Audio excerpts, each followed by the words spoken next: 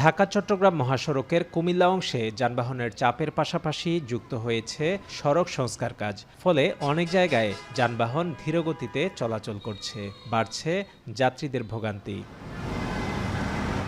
Cantonment সংলগ্ন সড়ক সংস্কারের কারণে প্রায়ই তৈরি হচ্ছে দীর্ঘ যানজট। ফলে ঘন্টার পর ঘন্টা আটকে থাকছে যাত্রীরা। গৌরীপুর, নিমসার, পদুয়ার বাজার, সুয়াগাজী এবং মিয়াবাজার এলাকায় বাস স্ট্যান্ড ও বাজারের কারণে যানবাহন ধীরগতিতে চলে।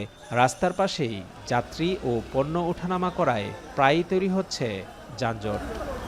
নিমসা বাজারগুলো মনে করেন রাস্তার উপরে বাজার দোকানপাট দিয়ে দিছে, এই জন্য আর কি মনে করেন আপনার জামটা লাগে ওই জায়গায় বেশি অংশ বাজারটা। আর এখানে হলো দেখা যাচ্ছে ভাঙ্গার কারণ। ছোটকালে জ্বালাতে আমরা গাড়ি চালাতে পারি না। ঈদযাত্রায় ভোগান্তি কমাতে ছুটির আগেই সাময়িক বন্ধ রাখা হয়েছে সড়কের সংস্কার কাজ। যানজট ও জনদুর্ভোগ কমাতে কুমিল্লা ব্রাহ্মণবাড়িয়া মহাসড়কের চলমান নির্মাণ কাজও ঈদের আগে বন্ধ রাখার সিদ্ধান্ত হয়েছে।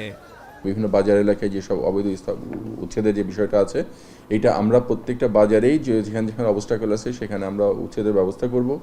আর আমাদের কিছু কিছু সড়কে চলমান কাজ আছে, সেসব কাজগুলো আমরা ঈদের 10-12 দিন 15 দিন আগে থেকে আমরা বন্ধ করে দেব। নিমসার বাজার, তারপর গৌরীপুর, এই বাজারগুলো একেবারে মহাসড়কের সাথে লাগানো। এখানে আমাদের কিছু হাইওয়ে পুলিশ থেকে শুরু করে অন্যান্য যারা রোডস ডিপার্টমেন্টেরও তাদেরও একটা দায়িত্ব আছে। আমরা সব মিলে একটা কোঅর্ডিনেটিং এফার্ট নিয়ে যদি এগোই তাহলে হয়তো এটাকে অবশ্যই ঠিক করতে পারবো। নির্বিঘ্ন যাত্রা নিশ্চিত করতে হাইওয়ে পুলিশ সহ সংশ্লিষ্ট সব সংস্থা সমন্বিতভাবে কাজ করবে। কিছু চ্যালেঞ্জ আমাদের থাকে, সেই চ্যালেঞ্জ মোকাবেলায় আমাদের হাইওয়ে পুলিশ আমরা সচেষ্ট থাকব। আমার বিশ্বাস আমরা সবাই মিলে একটা নিরাপদ সড়ক রাখতে পারবো। আসন্ন ঈদে আমাদের সেই অ্যারেঞ্জমেন্ট থাকবে। ঈদের আগে বাড়তি যানবাহনের চাপের পরেও এবারের ঈদ যাত্রা নিরাপদ ও নির্বিঘ্ন হবে, এমনটাই প্রত্যাশা সকলের। খালেদ সাইফুল্লাহ, এখন কুমিল্লা।